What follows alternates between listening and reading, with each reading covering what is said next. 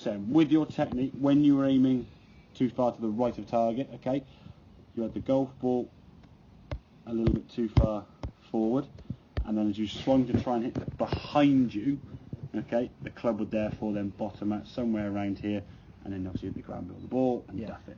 So then you'd play these shots in an attempt to miss the ground, because you knew then hitting the ground was a bad thing because you just duff it. Then you're always playing your shots trying to just pick the golf ball off the top. If the lie was good, as very often in practice, you play it okay. When you're on the golf course and the lie's not so good, all you end up getting was a ball just shoot across the green there really low and just, well, no good to anybody, okay? So put that club on the ground, so you've got yourself lined up more to target. You can just see in terms of we're 90 degrees to both positions there.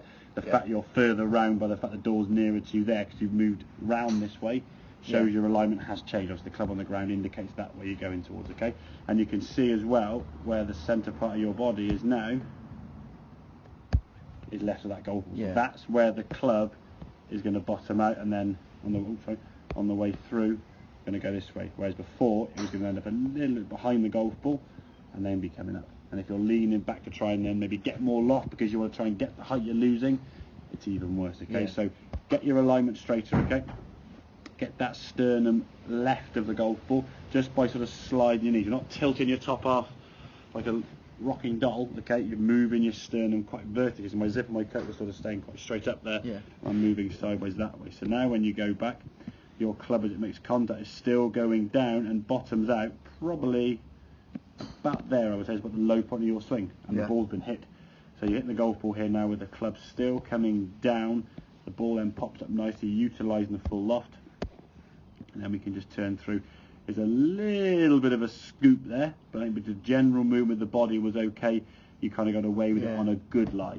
When the good lie was on the grass there, you got away with it. When the lie was a little bit iffy, that method of a little bit scoopy underneath with the hands could potentially cause that club to be a bit thin because the ball is sat down a bit lower. So if the club starts overtaking, the club is just going to rise up just a little bit and you may catch half ball. So at this point here now, what you'd look to see is your club is probably more in line with your right arm. Left is where you look.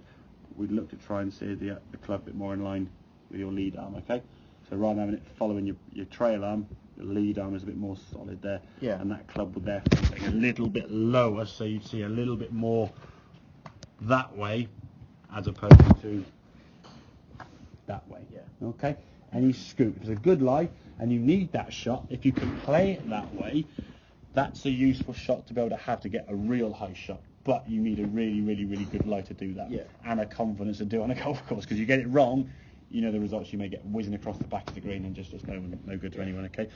So for the conventional, anything from sort of 20 yards in and around the green, that method there with the sternum left, ball's going to be more towards your centre because your feet are getting narrower, and keep that lead arm leading and winning the race there into impact, keeps that club low. And the thing is with that technique there, depending on the type of shot you want to play, you can just change clubs. You can use a 7-iron, you can use a 9-iron, a wedge or a sand iron, and choose a different variety of shots. So if you wanted to play a low running shot, for example, okay, say you had a lot of green, say we were where the basket was there and the green kind of started by that leaf.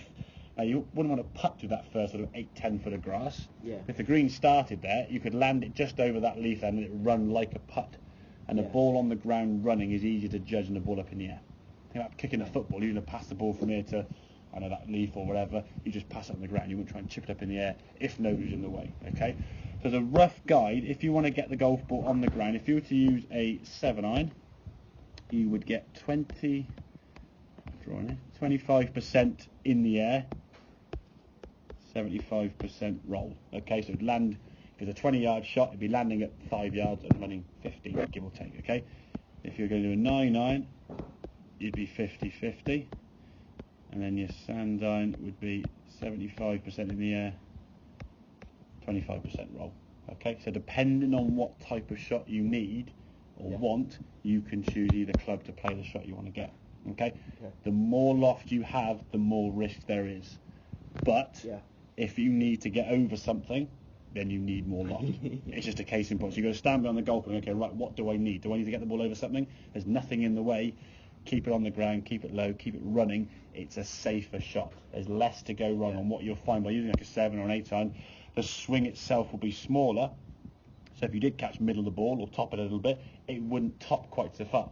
Yeah. Because a sand iron's a lot longer swing, if you do catch the middle of the ball, it just goes a country mile across the back of the green. Yeah. So the less loft you can play, the better. But obviously if you've got to go over a bank or a tree or something in the way, you can't play the 7 iron, okay? Does that make sense, Anya? Yeah. Good, okay.